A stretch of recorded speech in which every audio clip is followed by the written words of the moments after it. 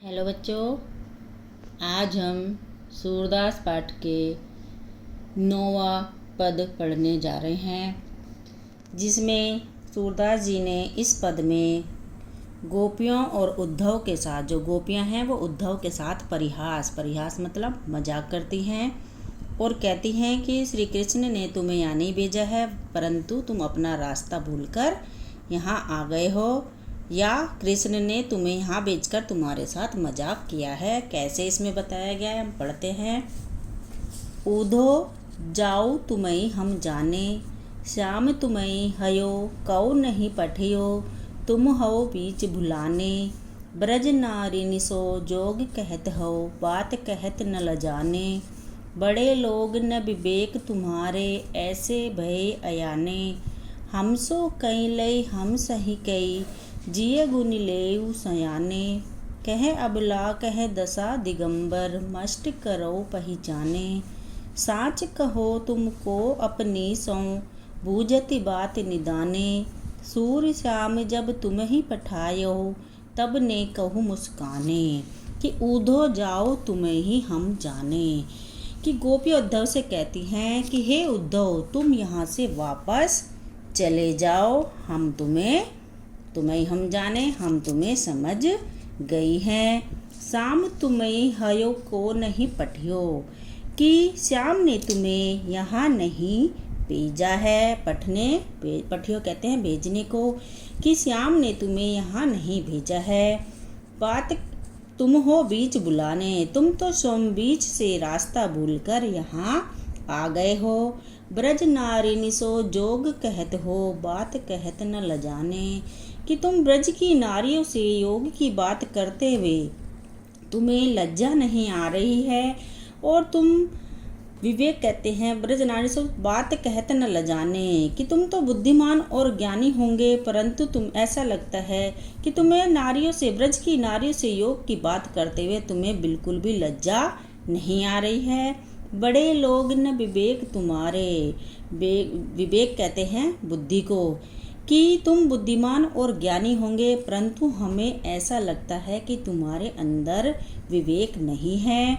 ऐसे भय अयाने, तुम तो ऐसी अज्ञानता पूर्वक बातें करते हो, और तुम ऐसा लगता है कि तुम तो ऐसे ही यहाँ पर आ गए हो। हम सो कैलय हम सही के, जिए गुनी ले सयाने, कि तुमने हमारे से तो ये बातें कह दी है, और अब अन्य ब्रज में किसी अन्य से ऐसी बातें मत करना या मत कहना। हम सो सहलई हम सही के, जिए गुनी ले सयाने, कि हमने तो सहन भी कर लिया है, लेकिन कोई दूसरी गोपी इसे सहन नहीं करेगी। कह अबला कह दशा दिगंबर, मष्ट करो पहचाने, कि कहाँ तो हम अबला नारिया और कहाँ तुम योग की नग्न अवस्था के बारे में तुम कह रहे हो। अब तुम चुप हो जाओ और सोच समझकर बात कहो, मष्ट करो पहचाने, कि ऐसा लगता है कि मानो तुम्हारी बुद्धि नष्ट हो गई हो। साच कहो हम तुमको हम सो, बूझति बात निदाने, कि हम तुमसे अंतिम सवाल पूछती हैं, बूझती बात निदाने, कि अंतिम सवाल पूछती हैं कि सच सच बताना तुम्हें अपनी कसम है। सच कहा तुमको अपनी सो कहते हैं सौगंध को, कि सच सच बताना तुम्हें अपनी कसम है, जो तुम सच ना बोले तो सूर्य शाम तब तुम ही पठायो, तब ने कहूँ मुस्काने। सूरदास जी कहते हैं कि गोपियाँ उद्धव से पूछ रही हैं कि जब कृष्ण ने उनको यहाँ भेजा था, उस समय वे थोड़ा सा मुस्कुराए थे, ने कहूँ मुस्कुराए थे या नहीं। वे अवश्य मुस्कुराए होंगे, तभी तो उन्होंने तुम्हारे साथ उपहास यानी कि मजाक करने के लिए तुम्हें यहाँ भेजा है। तो बच्चों, इसको ध्यान से पढ़ेंगे और याद करेंगे। चलिए बच्चों, अब हम सूरदास का 10वां पद्यांश पढ़ते हैं, जिसमें इसमें सूरदास ने गोपियों के माध्यम से निर्गुण ब्रह्म की उपासना का खंडन किया है और सगुण ब्रह्म भक्ति का मंडन किया है, यानी कि सगुण भक्ति के बारे में बताया। कैसे कि निर्गुण कौन देश को बासी, मधुगर कई समझाई सोह दे, बूझत साच न हासी। को है जनक कौन है जननी, कौन नारी को दासी, कैसे बरन भेष है कैसो, किही रस में अभिलाषी। पावे गो पुण्य कियो आपने, जो रे करोगो गासी, सुनत मौन हवे रहो बावरो, सूर सबे मति नासी।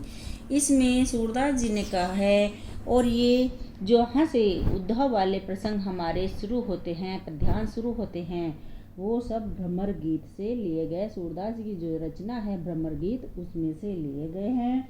इसमें गोपियाँ भ्रमर की अन्योक्ति से उद्धव को संबोधित करती हुई पूछती हैं कि हे उद्धव, निर्गुण कौन देश को वासी, कि तुम यह बताओ कि तुम्हारा यह निर्गुण ब्रह्म किस देश का रहने वाला है या किस देश का वासी है।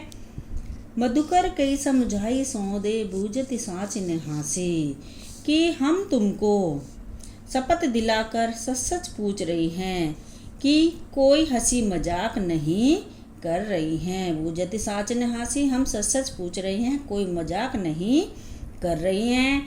तुम यह बताओ कि को है जनक कौन है जननी, कि निर्गुण ब्रह्म के पिता कौन है और उसकी माता का क्या नाम है। कौन नारी को दासी, कौन उसकी पत्नी और उसकी दासियां कौन कौन हैं। कैसे वरन भेष हैं कैसो, किही रस में अभिलाषी, और उस निर्गुण ब्रह्म का रंग कैसा है, उसकी वेशभूषा कैसी है, और वो उसकी किस रस में रुचि है, अभिलाषा रुचि है।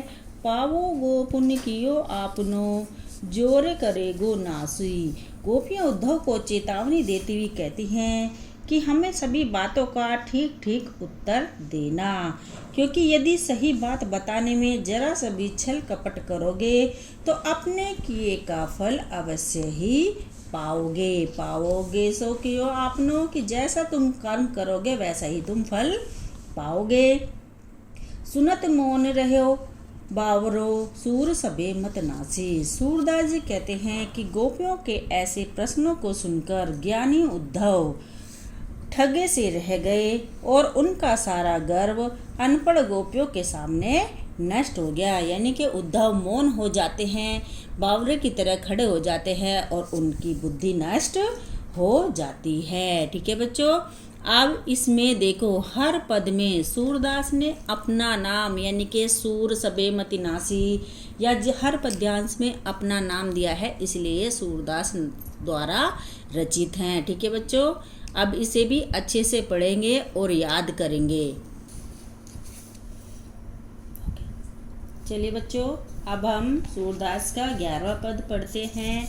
इस पद में श्री कृष्ण के मथुरा चले जाने पर माता यशोदा बहुत दुखी हो जाती हैं और उनके मन में विभिन्न आशंकाएं और चिंताएं होने लगती हैं। इस पद में देवकी को संदेश भेजते समय वे अपने मन की पीड़ा को व्यक्त कर रही हैं। कैसे व्यक्त कर रही हैं? देखो, संदेशो देवकी सो कहियो, हयो तो धाई तिहारे सुत की, दया करत ही रहियो। यद्यपि टेव तुम जानती उनकी, तऊ मोही कहीं आवे। प्रात होत मेरे लाल लड़ेते, माखन रोटी भावे। तेल उबटनो अरु तातो जल, ताही देख भज जाते। जोई जोई मांगत सोई सोई देती, क्रम क्रम करिने कई नहाते। सूर्यपति के सुन मोही रैन, दिन बढ़ियो रहत उर सोच। मेरो अलक लड़े तो मोहन, हवे ही करत संकोच। कि संदेशो देवकी सो कहियो। यशोदा जी श्री कृष्ण की माता देवकी को एक पथिक द्वारा संदेशा भेजती हैं और कहती हैं कि हो तो धाई तिहारे सुत की, कि हे देवकी, वैसे तो कृष्ण तुम्हारा ही पुत्र है, मेरा पुत्र नहीं है। मैं तो उसकी धाई कहते हैं पालन पोषण करने वाली मात्र एक सेविका हूँ। दया करत ही रहियो, पर वह मुझे मैया कहता है, इसलिए मेरा उसके प्रति वात्सल्य भाव स्वाभाविक है। और यद्यपि टेव तुम जानती उनकी तो मोही कही आवे। वैसे तो तुम उनकी उसकी आदतें तो जानती ही होंगी, तो मोही कहीं आवे। फिर भी मेरा मन तुमसे कुछ कहने के लिए कुंठित हो रहा है। प्रातः होत मेरे लाल लड़ेते माखन रोटी खावे। कि सवेरा होते ही मेरे लाल लड़ेते कहते हैं लाडले श्री कृष्ण को माखन रोटी अच्छी लगती है। तेल उबटनो अरु तातु जल ताही देख भज जाते। कि वह तेल उबटन और गर्म पानी को पसंद नहीं करता था, अतः इन वस्तुओं को देखकर ही भाग जाता था। जो जो ही मांगत सोई सोई देती, क्रम क्रम करके नहाते।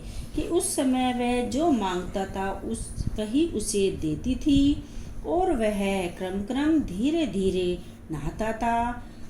सूरपति के सुन मोई रैन दिन बढ़ियो रहत उर सोच। सूरदास जी कहते हैं कि यशोदा पथिक से अपने मन की दशा व्यक्त करती हुई कहती हैं कि रैनी दिन, रैनी कहते हैं रात को, दिन कहते हैं दिन को, कि मुझे तो रात दिन बस यही चिंता सताती रहती है कि बढ़ियो रहत उर सोच। मेरे हृदय में यही चिंता लगी रहती है कि मेरे अलग लड़े तो मोहन हव्य करत संकोच। कि मेरा लाडला कृष्ण अभी तुमसे कुछ मांगने में बहुत कुछ संकोच करता होगा। ठीक है बच्चों, इसके साथ ही हमारा ये पाठ खत्म होता है, समाप्त होता है। सभी बच्चे इसे ध्यान से पढ़ेंगे और इस चैप्टर को पूरे को याद करेंगे। अब मैं कुछ पद्यांशों के संदर्भ सहित व्याख्या आपको भेज रही हूँ, जिसे अपनी हिंदी काव्य की नोटबुक में करना है और मुझसे फिर चेक कराना है। ओके।